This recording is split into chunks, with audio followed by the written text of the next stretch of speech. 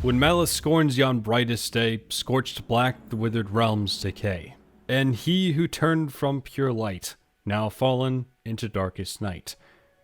Land sundered by scourging fire, the dragons felled in ruin dire, all slain by shadow's killing stroke, or crushed beneath the tyrant's yoke. From ashes of despair, the light of hope to free the skies, unlocking ancient wisdom's 5, to keep the flame of hope alive. Through stranger skies to turn the tide, where talon, tail, and horn collide. There turning shadow from her hate, 2 souls entwine to meet their fate. Yet heed the wisdoms in thy skin, the same dark power lies within. Hold true to bonds of love fresh sprung, lest to the darkness lost unsung. Pass through inferno's deadly maw, be swallowed whole, wing, tooth, and claw. One sacrifice shall play a part, extinguished in the fire's heart. Keen talons flash and dragons fly. The battle joined in crimson sky. Evil foul at last undone, by kindred skin, the chosen one. Greetings, historians. Welcome to Lore of the Dragon. That was what is called the Dragonfall Prophecy, written by lead concept artist of the first Legend of Spyro games, Jared Pullen, sometime in 2017. And just recently, it has been posted to Dragon of Ice and Fire's DeviantArt page, which says the same thing I will say here.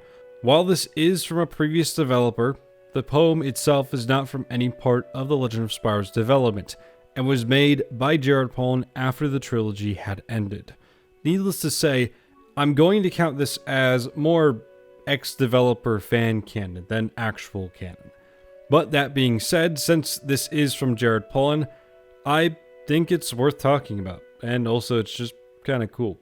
Anyhow, okay, things just got very interesting really quickly.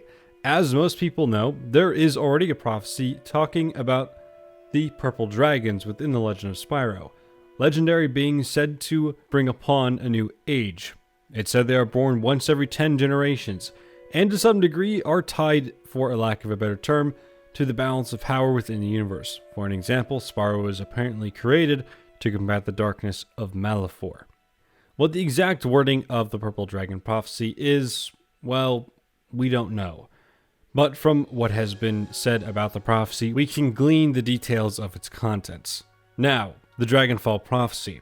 I'm going to go over each part of the poem and break it down, but first I'm going to give a general overview of what it seems to be about. The Dragonfall Prophecy seems to bring up all the major events from within the Legend of Spyro's story, sounding more like a retrospective than that of a prophecy. But by the nature of the word prophecy, it is depicting things that were to come from when it was written. But what exactly are those things? When malice scorns yon brightest day, scorched black the withered realms decay, and he who turned from pure light, now fallen into darkest night. Land sundered by scourging fire, the dragons felled in ruin dire, all slain by shadow's killing stroke, or crushed beneath the tyrant's yoke. This refers to the darkness of Malefor, the aforementioned malice, the one that scorched the dragon realms with the war he brought upon it. The final bit refers to Cinder, the shadow, the terror of the skies. Perhaps the tyrant's yoke reference refers to Gull, the king of the apes.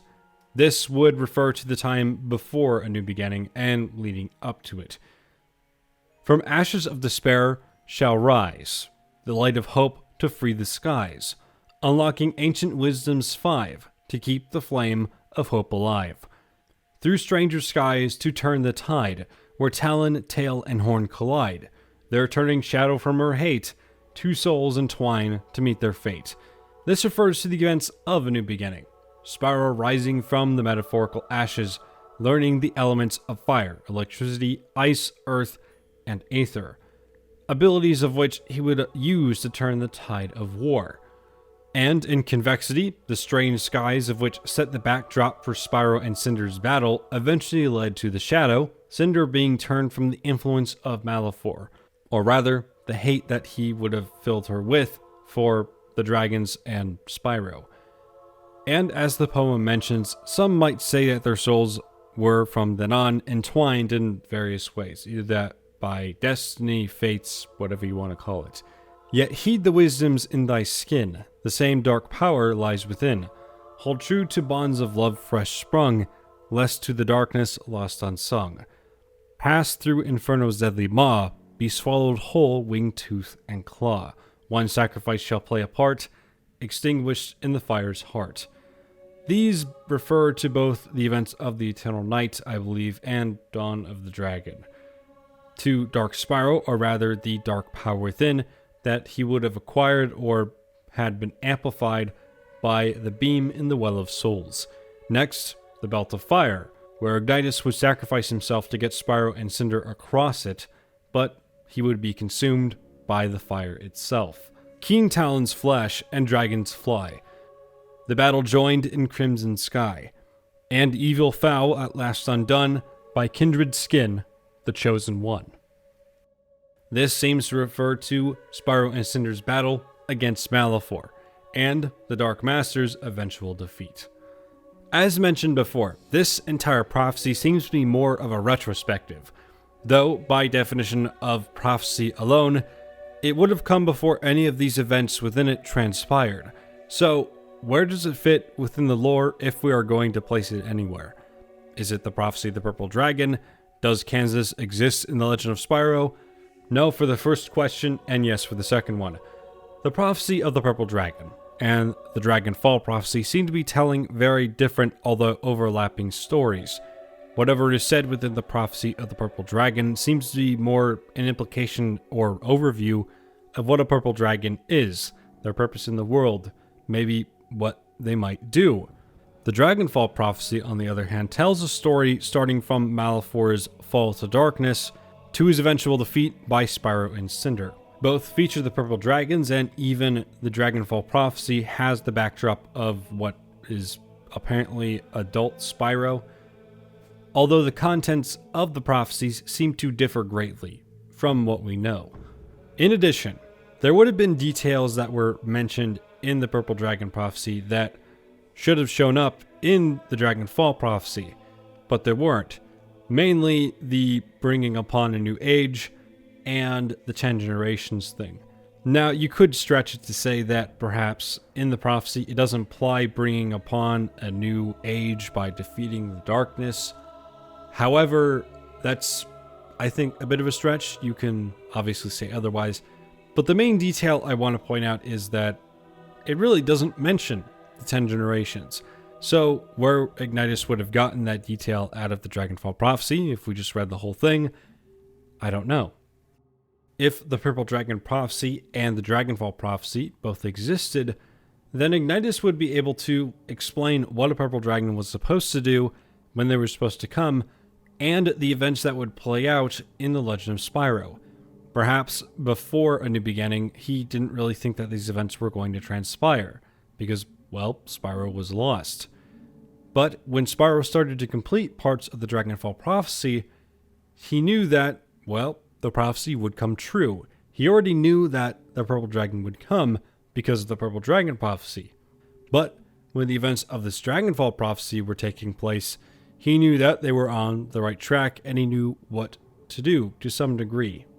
Maybe that's the reason why he's smiling in Dawn of the Dragon all the time. We don't know. Anyway, that's going to be it for me. Let me know your thoughts down in the comment section below. And thank you to Dragon of Ice and Fire for sharing this info. Anyway, big thank you to everyone who has liked and commented to the channel over the years. Honestly, it helps a lot more than you know.